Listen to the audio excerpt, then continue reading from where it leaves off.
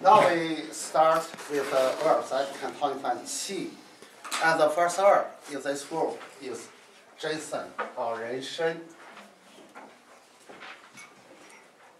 And the Latin name is just ginseng, like this. Well, in Chinese, renshen is written like this, and ren means human body. Shen actually means body too. You read after me first. Ren, ren, ren, ren, shen, shen, shen, shen, ren shen, ren shen, ren shen. ren shen. You know, this one originally is a picture of the herb. You know, if you look at that, there is a body part, and there is this amount of root, and so on. But it looks actually like a small person. It's like a big boy, head, legs, body, and so on. So that's why we call that renshen human body. Human body. And it's called in this way also because it can save people's life.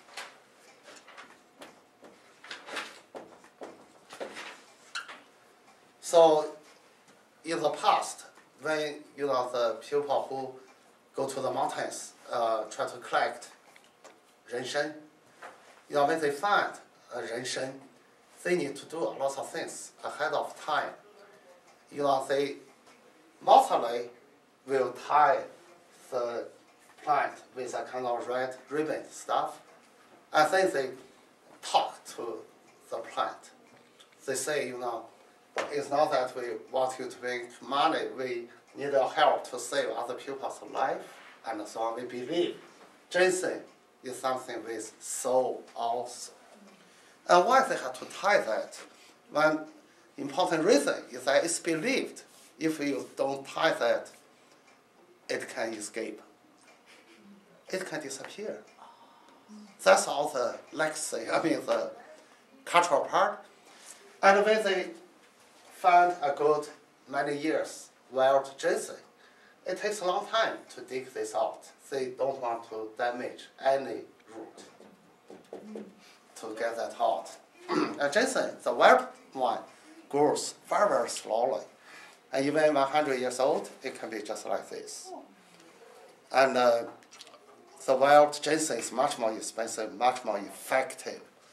The farmed ginseng right now, 7 years, is pretty big. It can be put into the market. But the effectiveness is much, much less. Of course, it's much, much cheaper too. So the wild ginseng is much more stronger, very expensive. If you can find, 3 years ago there was a news. Someone found a 100 years old ginseng. He sold that at the price of 3 million, actually, because it's so rare to get that. And ginseng is produced mostly in the northeastern part of China, and actually that area is an area with North Korea, with Russia.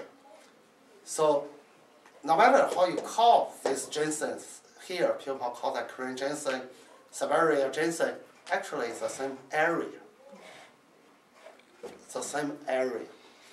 But we do have many different names for ginseng, depending on how it's processed. For example, if you just dig out the ginseng and dry that up in open air, it's called sheng shai shen. And if you process that with sugar, it's called tang shen. And if it's, boiled to be more matured, or sometimes we call that hong shen. So it depends on how you process that. But the functions are similar, and this is the Chinese ginseng. Chinese ginseng and American ginseng are 2 different herbs in Chinese medicine. They have a lot of things in common, but they are in nature different. So it's not that Chinese ginseng can be used as American ginseng now. In Chinese medicine, these are two different herbs. And people have done a lot of research about ginseng. Some people who don't know Chinese medicine so much say ginseng, what it has, why you say it's so precious. There are just some kind of vitamins, mineral stuff. In Japan, people did a lot of research, and I mentioned before, so far, more than 2,400 active ingredients have been found. So ginseng, the wild ginseng, is a very important herb in Chinese medicine because we use it to save people's life. And it looks like a human body save people's life. That's why it's called 人参 human body, strictly speaking. And for ginseng, we remember several points. Number one, we say it can drastically tonify primordial qi. Drastically tonify primordial qi means it can save patients' life. That's one point. The second, ginseng can also be used for like qi deficiency, other organs, lung and spleen qi deficiency. And also ginseng actually tonify both qi and yin, or it can tonify both qi and body fluid.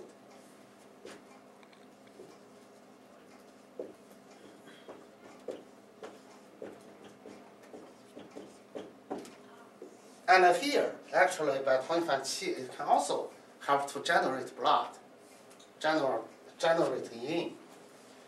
And another very special point for ginseng is that ginseng is an important herb that can improve intelligence.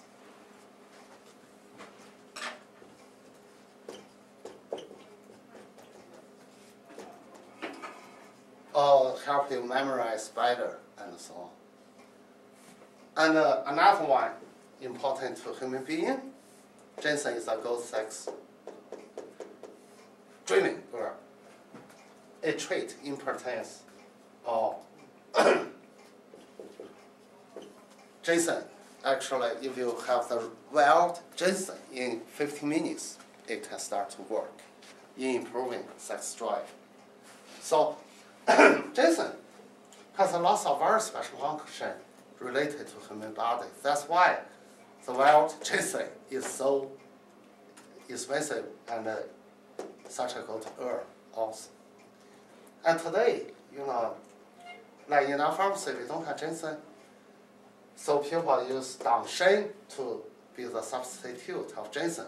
In doing what? Only in doing this part and this part. If you want to just take the tonify primordial qi or help this, dangshen doesn't work. It cannot take the place of ginseng in doing that. You see? Well, in taste and practice,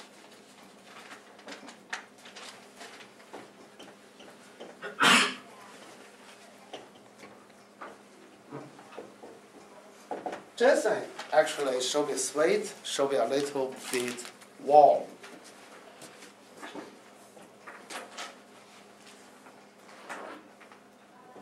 And it's also slightly bitter. Slightly warm.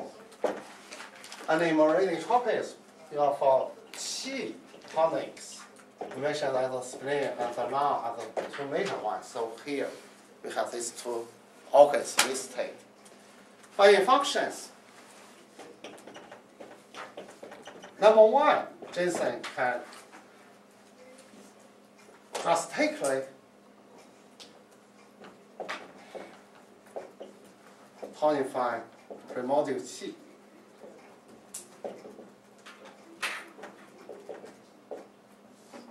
What does this mean? This means when there is like collapse of qi, like patients with shock, and so on. The qi is depleted, patient is very, very weak. It's the time to, we call this benefiting qi to stop collapsing.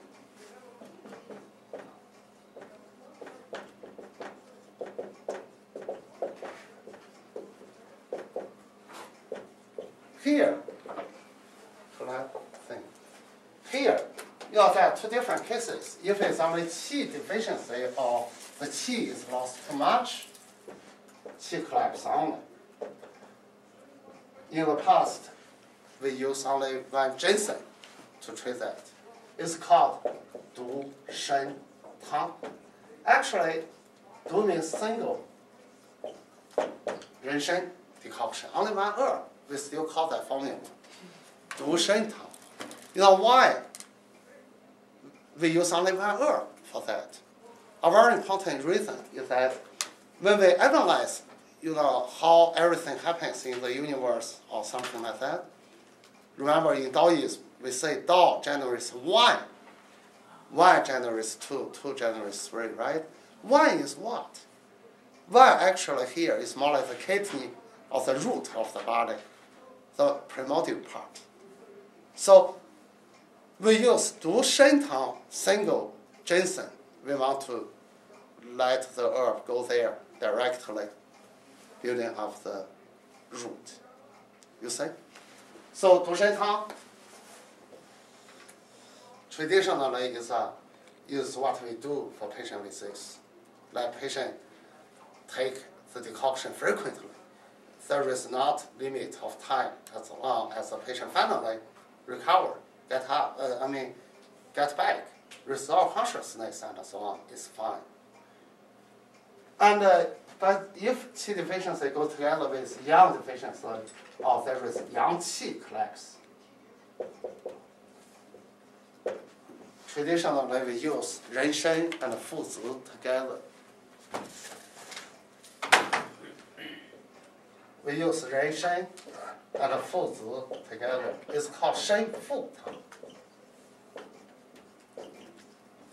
Shen fu tang. When patient has more cold manifestations, we believe there is more yang qi collapse. Then you need to warm up yang. So we use ren shen and fu zi together.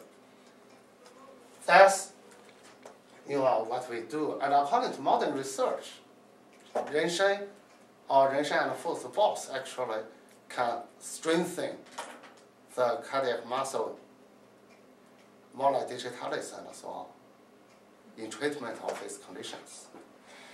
You see? So that's the most important function. And the dosage for this, when you use just one ginseng to treat that, the dosage can be pretty large. You see? It's not a regular dosage. You can double that. The second is that it can tonify the spleen qi also. Qi deficiency generally involves the spleen and the lung the most. And when there is spleen qi deficiency, spleen is in charge of transformation, transportation, digestion. So apart from general manifestation of fatigue, pain, and so on, there is poor appetite, there is abdominal fullness, diarrhea, and so on, this kind of manifestation. So in treatment of spleen qi deficiency, we have a very typical formula called for noble man's formula, 四君子汤. 四君子汤 takes ren shen as the main herb to tonify the qi. It's caused by qi deficiency. But the main function of the spleen is transforming and transporting foodstuff, right? So the second herb is the big head attractilodes, Baizhu. Baizhu tonifies spleen qi to strengthen the spleen in transformation and transportation. It's more specific to the function of the spleen. And then spleen is in charge of transformation and transportation of water dampness too, right? So when spleen is deficient, there is a chance to have some water retention. That's also why in this formula we have phlegm, flame can also strengthen the spleen. And another one is licorice, prepared licorice. It's sweet, it tonifies spleen also. That's the most basic formula we use for spleen qi deficiency. And renshen actually is a herb for the qi deficiency here. Baizhu is a herb more for the specific function of the spleen. All other formulas we use a lot for spleen qi deficiency based patterns like 不中益气汤、参苓白术散 and so on, all take this as a basis. And depending on other kinds of change, for example, in 不中益气汤, spleen qi is so weak, it goes down. So we need herbs to help spleen qi to go up. But the basic, the core of these formulas are all this formula. And renshen is the main herb used for that. See? And apart from that, it can also tonify lung qi. Or in some cases, if lung qi is deficient, patient still has a general manifestation. But apart from that, patient has weak respiration. Patient has weak voice. Patient doesn't like to talk.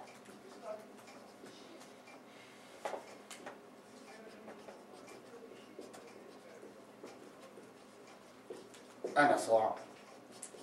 These kind of conditions. There is a typical formula for this called 补肺汤, tonifies the lung formula. In this formula, apart from renshen, we also have baizhu, we also have huangqi, and so on. Huangqi is also a very good qi tonic, but huangqi likes move upward and outward. So why, like in 不中益气汤, for thinking of the spleen qi, we have huangqi. Huangqi like to go up. For lung qi deficiency, we use huangqi all the time because when you work on here, this is where qi and blood are mainly generated, right? We need to help that go up to the lung. So we use huangqi also. So that's renshen actually for qi deficiency. These two major organs are the two main herbs. Renshen can be the most important qi tonic in the body. But huangqi likes to move. It tonifies qi, it likes to move. Renshen likes to stay. That's the difference. And apart from tonifying qi, renshen can also generate body fluid and tonify yin.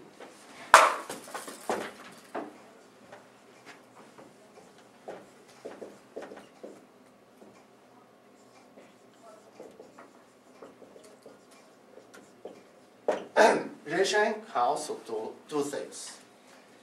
And in what case, patient could have qi and yin deficiency together.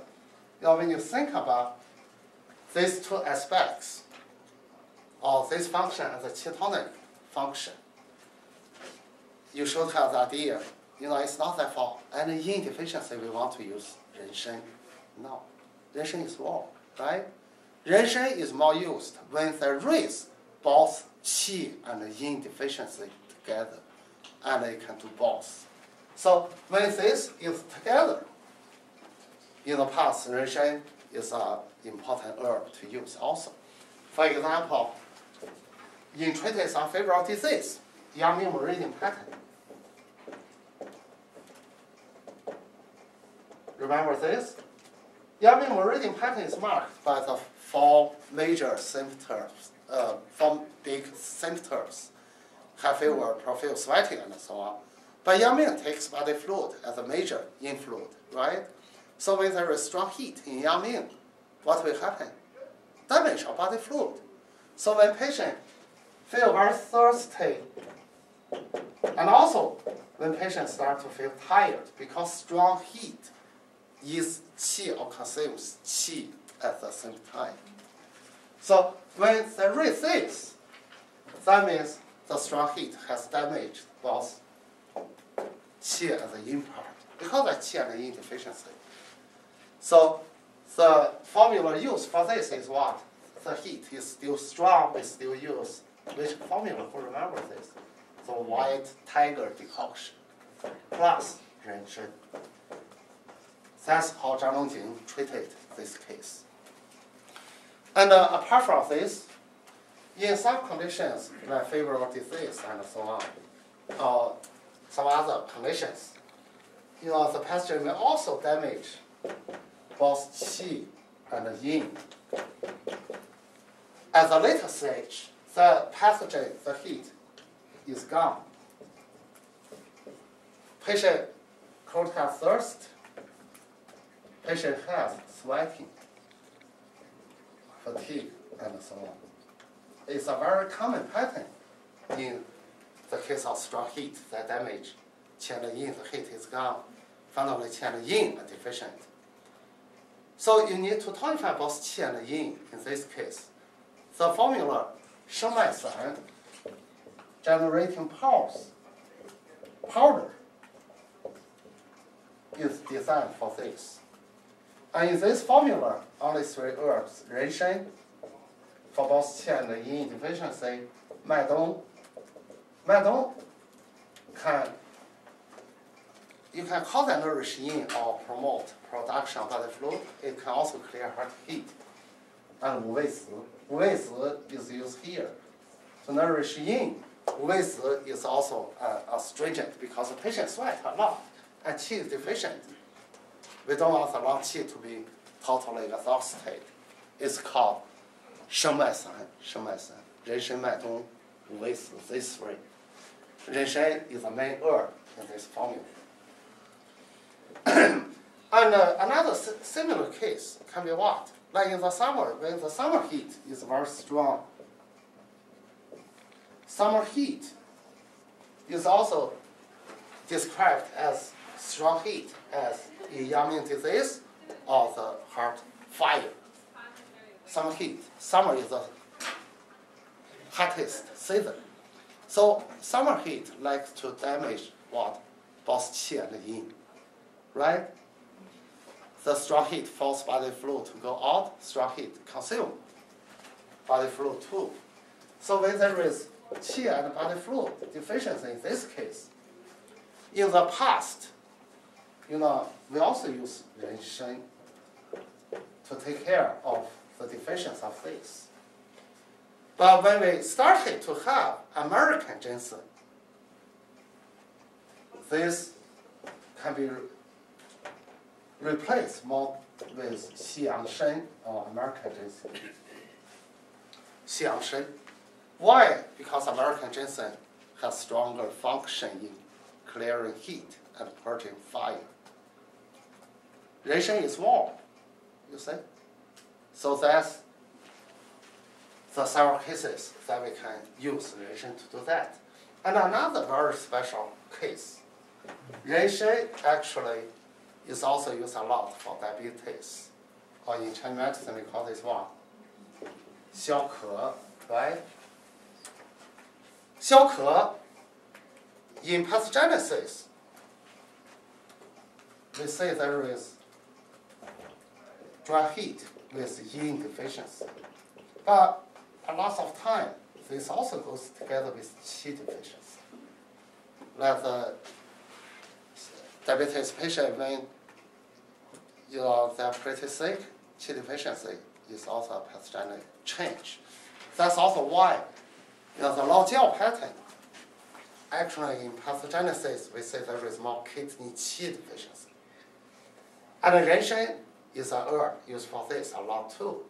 Why 人参 can do both yin and qi here? You see? So that's another part we need to remember.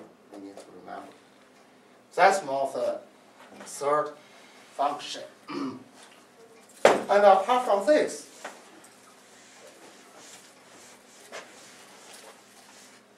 we put this first.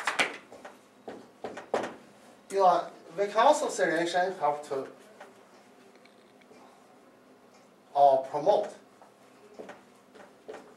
generation of blood. can also see this. And in functions, 人参 is mainly a qi tonic. It can take care of yin. But how can 人参 generate more blood? The idea is what? Qi generates blood, right? Qi is a multi-force for blood generation. And in many cases, blood deficiency goes together with qi deficiency too. So if there is deficiency of both, when we tonify qi, actually we are also trying to generate more blood. In the pharmacy, we have a formula called 八真汤, or 10 blood tonic. We call that 8 precious herb. It's a combination of 四君子汤 and 四物汤. 四物汤 tonify blood, 四君子汤, the formula we just mentioned, tonify qi. But tonify qi to generate blood is a very important principle. Like the formula 当归补血汤, we have astragalus root, 黄芪, used together with 当归. 当归 is a blood tonic, 黄芪 is a qi tonic. But the dosage of 黄芪 6 times the dosage of 当归. And when we try to explain that, the idea is that qi generates blood. It's more important to tonify qi in generating blood. So you just know, in some books we mention this too. And the fifth, we see 人参 can also rest the heart or rest spirit and improve intelligence. Here, it means two different things. In one case, we say resting the heart spirit. Just now when we had 时常谱, actually the description is to resting the heart. When we talk about 茯苓, remember that? The description is to resting the heart. It's used for what? The 时常谱 is used for probably deafness, flag. How about 茯苓? 茯苓, tonify spleen qi or strengthen the spleen. It induces diuresis. It works on the deafness or water retention too. So when there is, more like, for example, patient has heart qi deficiency, there is more chance for patient to have some kind of deafness or phlegm obstructing in the heart or in the pathway connecting the heart and the clear orifices. You see? 人参 is a qi tonic. And this is the most important reason for this to happen. So, in what case we want to use 人参? You could have all the mental or change in the spirit, for example, palpitation, restlessness, confusion.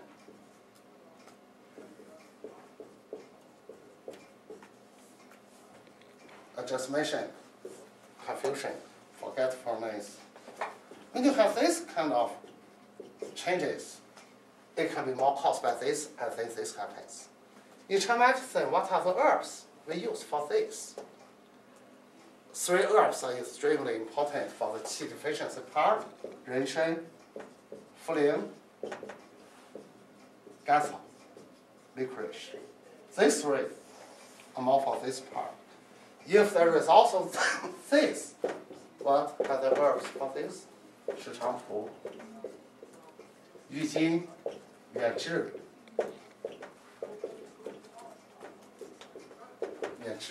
That's how the general ideas in Chinese medicine go for this kind of change. You see? And improving intelligence actually means it can improve the functional activity of the brain, or we say improve memory, and so on. And if you feel your memory goes down, or if we should have the best quality ginseng and try to feed the patient with Alzheimer's every day for 1 year, let's say, if we can turn that around, we should try. And traditional ginseng can do that. American ginseng has this function to improving memory. So that's more the fifth function.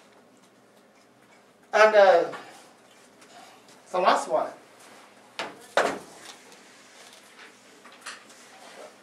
is more to improve sex drive. And here, actually, there are several things. In disease treatment, we traditionally use ginseng together with the 鹿茸、八极天, and so on to treat impotence.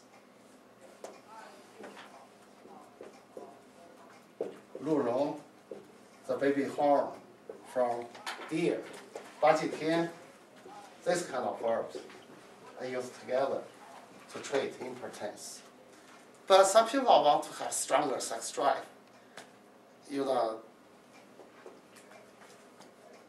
the ancient time, one option is to use ginseng, wild ginseng. Just take the powder or boiled ginseng. And if it's a stronger one, in 15 minutes, it works. In 15 minutes, it works. So that's more the general function of ginseng, these 6 major aspects, if you list all of this. And because ginseng is expensive, the wild one is hard to get, and it's more expensive. So the dosage of ginseng traditionally is not that much. And when you boil the herb, we don't want to waste the herb. So ginseng needs to be separately boiled for a long time, several hours, 2 hours. For what? We want to make sure every active ingredients can come out. And then you can eat ginseng, the boiled ginseng. You use the decoction to boil other herbs. But ginseng itself needs to be boiled separately for a longer time. You see? That's one point. Another point is that renshen is a ketonic. Some herbs cannot be used together with renshen.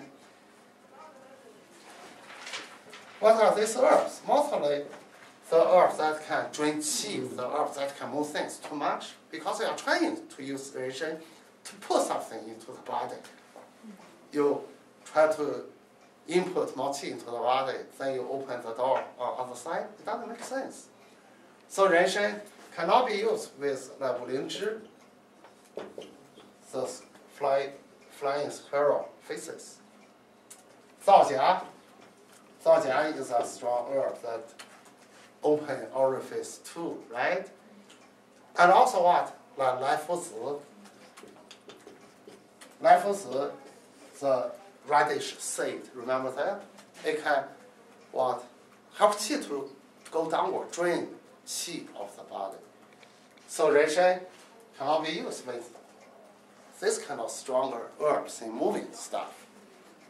Because it doesn't mean they have to produce toxic effect. It means you are wasting renshen.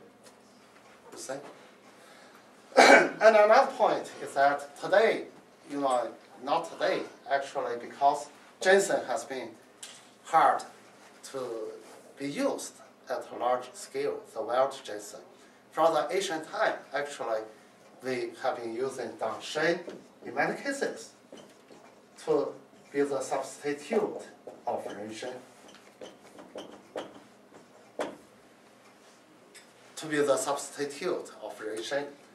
We'll talk about dangshen later, but you remember, dangshen can take the place of renshen in the central 3 functions only.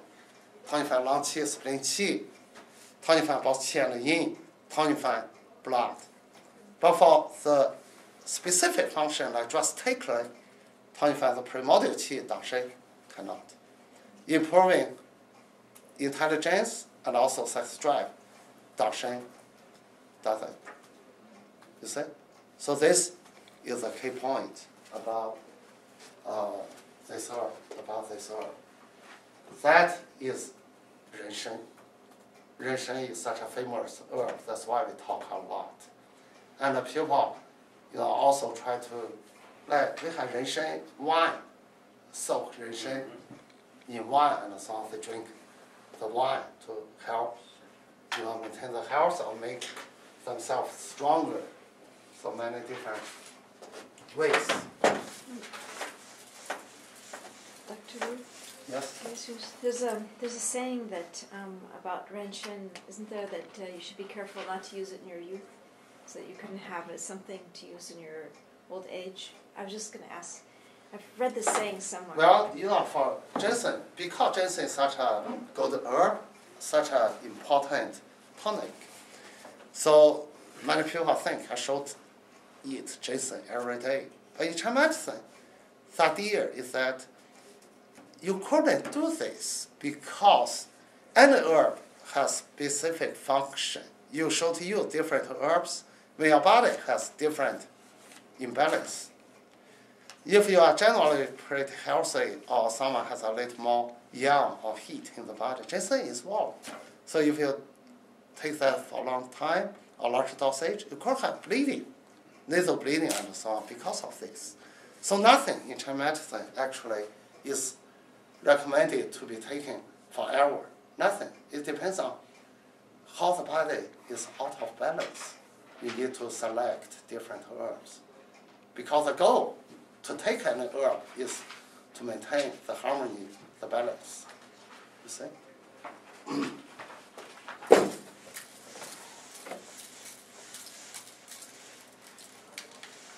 That's the first herb, renshan.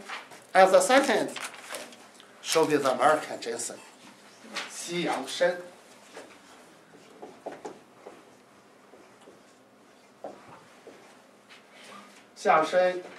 The English name is just American ginseng.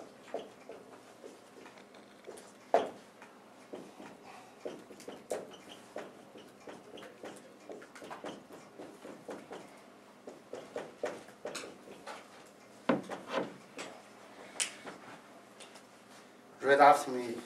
西 阳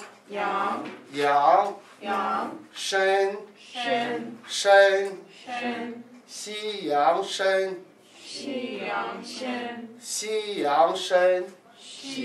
参 The American ginseng, I don't know how American people, treat this. The American ginseng is very popular in Chinese medicine, and lots of Chinese people actually in the past 30 years try to use 西洋参 in daily life for some kind of like fatigue or memory issue and so on. As for why it's so popular in Chinese community, we always try to figure out what kinds of gift we should bring with us when we go back to China. 西洋参 is one of the major options. As for why to read this, number one, after 西洋参 is introduced to China, we have used that for hundreds of years. So people know that. Another very important reason is what? The guy who started the production base of American ginseng in Wisconsin, is a Chinese person from Hong Kong. So he has been doing a lot of, this kind of marketing thing also in China. It's called 许氏人参. And before China started to have the farm American ginseng, Wisconsin is the largest base of production for 西洋参because of this guy. And now, actually, the farmers growing American ginseng in Wisconsin could be only 1/3 of the numbers 10 years ago, because in China, more and more farmers start to grow this. And the biggest market in the past is also in China, in the Chinese community. So that's the story. But 西洋参 literally, 西 means west, yang means ocean. And this is the same in Chinese for what? For Western countries. These countries, we have Pacific Ocean between U.S. and China. So it's a vast across ocean countries. Foreign, or you can translate that as foreign, western countries, all like that. So the Chinese name is more, it looks very similar to the Chinese ginseng, very similar. So we call that American ginseng or Xiyangshen, the ginseng from there across the ocean. But these two, very interesting. Xi, according to 5 elements, that's something related to love, something cool in nature. In 5 elements, this belongs to metal, right? Metal should be related to love, and fall is a cooling season. And ocean, water. Water in nature should be cold also, right? And also, water is related to kidney. And again, it's a ginseng. It looks like human body too. So this must be able to tonify the human qi and yin also. So for Xiyangshen, the water in nature should be cold. And kidney is in the low part. Xiyangshen in Chinese ginseng is a little bit bitter too. Xiyangshen is not only bitter, it's bitter and cold. What does this mean? That means it can put fire also, right? But it's still a ginseng. It's still an herb that can tonify qi and yin. So in what case, you can say fire together with qi deficiency, together with yin deficiency. It's mostly in what? The lung dominates qi. And lung yin and kidney yin are so closely related to each other, right? Metal and water nourish each other. Like in tuberculosis, in lung cancer, you see yin deficiency in both, and there is also what? Like toxic heat or fire at the same time. In lung tuberculosis, why a patient has blood in the coming up with coughing blood? That's more the fire damaged the blood vessels. So traditionally, when the lung has this kind of condition, there is qi deficiency, there is lung yin deficiency, there is fire or heat. That's more the major indication of Xiyangshen. It put fire, it tonifies qi and yin. And that's one point. Another point, it can treat qi and yin deficiency, especially qi and yin deficiency caused by strong heat. It's cold in nature, right?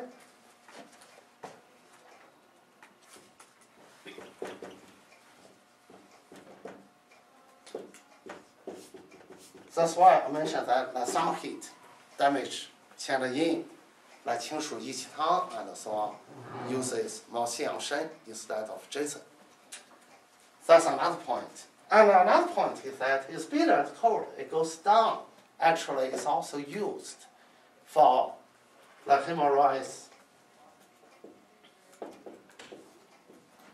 or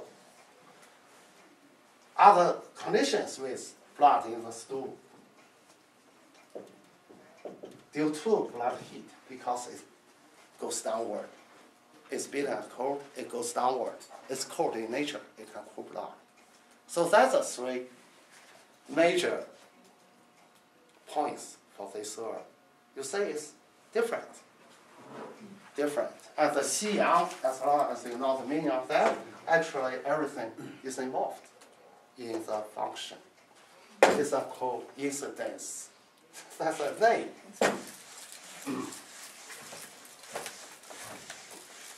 Well, in taste and practice, Xiyangshen should be what? Bitter. And it's a tonic, so it's still sweet, but it's slightly sweet. And it's cold in nature. cold in nature. And in marine tropics, here we still have,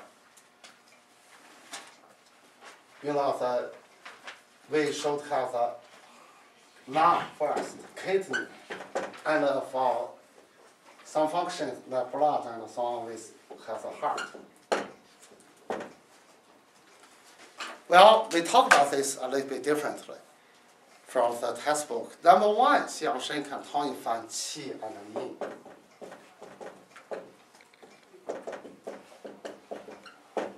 Qi and yin. And that means, when you have qi or yin deficiency, you can take 相声. A lot of people in China, for example, when they have qi deficiency, when they feel fatigued, when they have poor memory because of the qi deficiency, you can take 相声. And we have lots of products of these tablets and so on for people to take.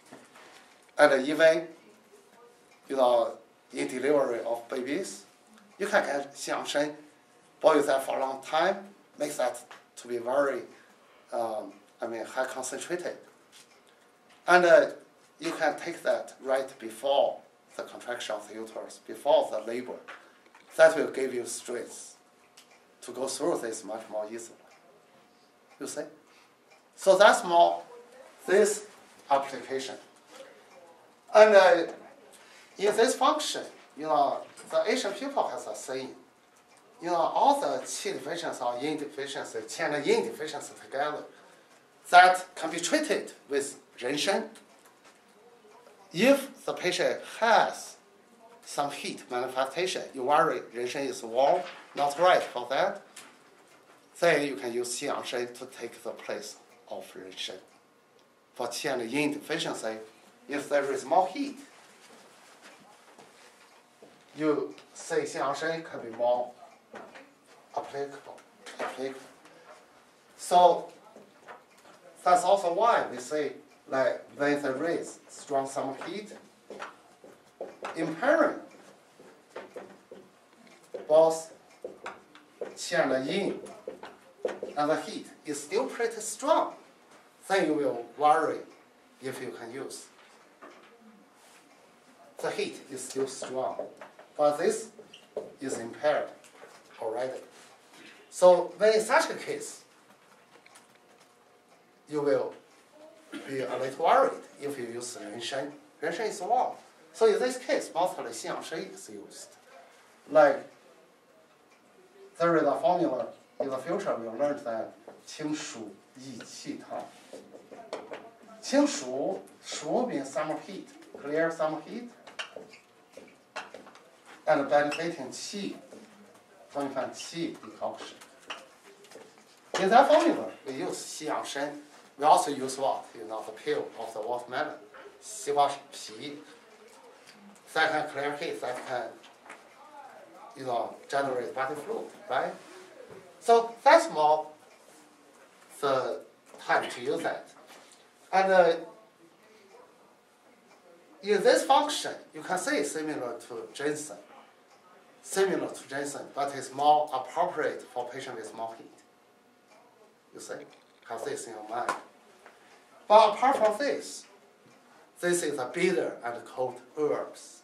It actually can nourish yin or tonify yin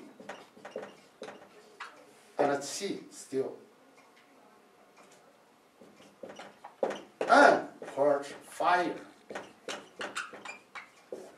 It can tonify qi and yin and purge fire. So it's bitter and cold, so it can purge fire or clear heat. This is mostly used for what? Like patients have chronic lung disorders, lung disease. But in pathogenesis, there is not only this qi, chronic lung disease will consume lung qi a lot. So you see, lung has qi deficiency, lung has yin deficiency, and this yin deficiency can involve the kidney, or lung yin, kidney yin deficiency together with toxic heat, fire with toxic heat or fire. If it's something like this, xiangshen definitely is much more important than ginseng because it puts fire at the same time. Then you can use xiangshen together with what? Still like madong, like shengdi, like ejiao. Ejiao can tonify blood and start bleeding. You can use this herb together for this. So for patient with lung cancer, for example, patient with in the past lung tuberculosis, you see more manifestation of this. Xiangshen, you could give patient with lung cancer, let the patient take this for a longer time. Because xiangshen can do all of this. That's more the two major functions of xiangshen. So if you compare renshen and xiangshen, in Chinese medicine we don't use xiangshen to improve sex drive. Why? It's bitter and cold. It drains heat. It drains young energy. And renshen can do that because renshen is warm. We use renshen to treat impotence. That's mostly caused by iron deficiency. But xiangshen is cold. If xiangshen can really improve sex drive or not, I don't know if there is any study. But theoretically, in Chinese medicine, if it's bitter and cold, it's hard to be able to do that. Right? It's hard for xiangshen to do that. But xiangshen can tonify qi, improve energy, can improve memory for sure. And xiangshen can also tonify yin, body fluid, no problem. Let's say the same. Oh, not yet. And another one for the bleeding. Like if there is swelling, redness, and so on together, enlarged intestine together with hematemesis.